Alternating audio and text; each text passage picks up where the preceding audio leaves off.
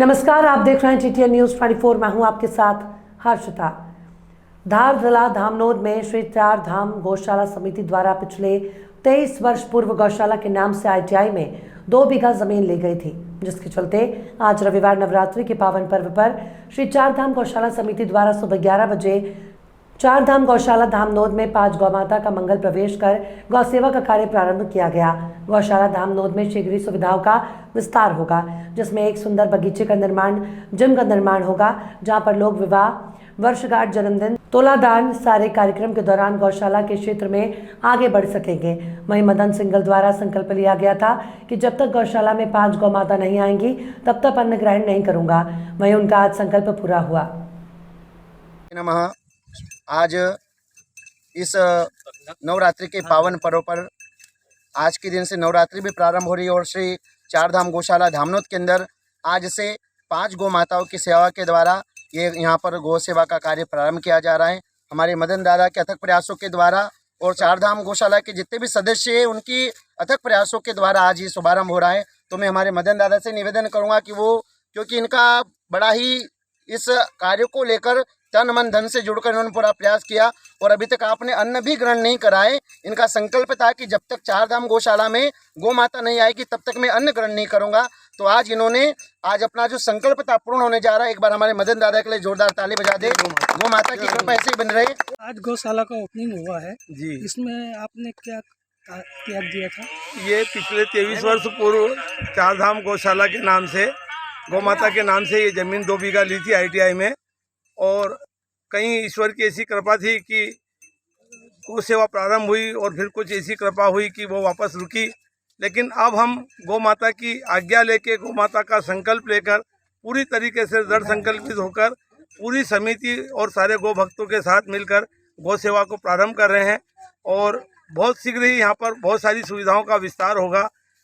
हमारा पहला उद्देश्य यही है, प्राथमिकता यही है कि हम सबसे पहले गौ माता के साथ समाज को जोड़ेंगे और समाज को जोड़ने के निमित्त यहाँ पर सुंदर एक बगीचे का निर्माण भी होगा। लोग आए, यहाँ पर जिम का भी निर्माण करेंगे। हम चाहते हैं कि समाज के लोग अपने बच्चों की जन्मदिन, विवाह का वर्षगांठ, ये तुलादान, इन सारे कार्यक्रमों के द्वारा यहाँ पर जुड़े और गौ सेवा के क्षेत्र में आगे बढ़े। यही चार धाम गौशाला समिति की सारे सनातन बंधुओं से विनम्र प्रार्थना है कि आप अधिक से अधिक पधारें और गौ सेवा के क्षेत्र में अपनी सेवाएं प्रदान करें, ताकि भारत भूमि से जो गौ माता की सेवा हटी है, गौ माता जिन कारणों से हमारे घरों से दूर चली गई है, गौशाला में आ गई है।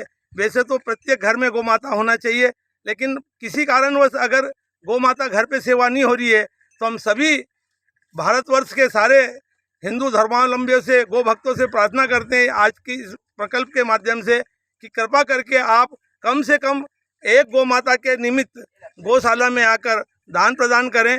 गौ माता नहीं दें तो गौ माता के भजन का जितना भी है, पथमेड़ा गोधाम से जो हमारे पूज्य महाराज जी, दत्त शरण जी महाराज जी और गोपालन जी महाराज जी, और हाल ही में यहाँ पर जो गुरुकुल स्कूल में भंडारी जी द्वारा कथा कराई थी, श्रद्धा गोपाल सरस्वती जी द्वारा जो हमें प्रेरणा दी गई है, उसको हम अपने जीवन में आत्मसात करते हुए आप सबसे यही प्रार्थना करेंगे कि गौ माता के अगर माता दान नहीं कर सकते हो तो गौ माता के भजन, इतना गुड़, दलिया, थूली, बाजरा, ज्वार, फल फ्रूट, काजू, बादाम, जो भी आप दे सकते हो, आप अगर देंगे गौशाला पे तो वो एक गौ माता के दान के बराबर होगा।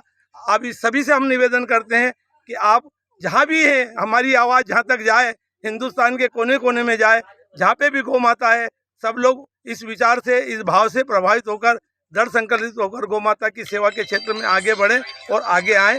जय गौ माता, जय गोपाल, जय गौशाला की। गौ माता की जय, गौ माता की, सनातन धर्म की जय।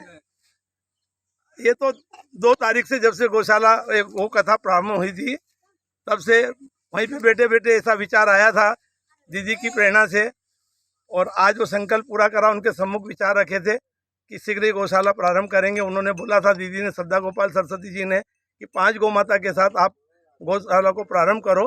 उसी दिन से ये मन में संकल्प ले लिया था कि अब जब तक गौ माता की सेवा वहाँ पे नहीं होगी और जब तक गौ माता नहीं जिमेगी तब तक हम भी अन्न ग्रहण नहीं करेंगे। बस ये गौ माता की कृपा है, मेरी कोई इच्छा शक्ति नहीं थी, मेरी कोई जड़ शक्ति नहीं थी।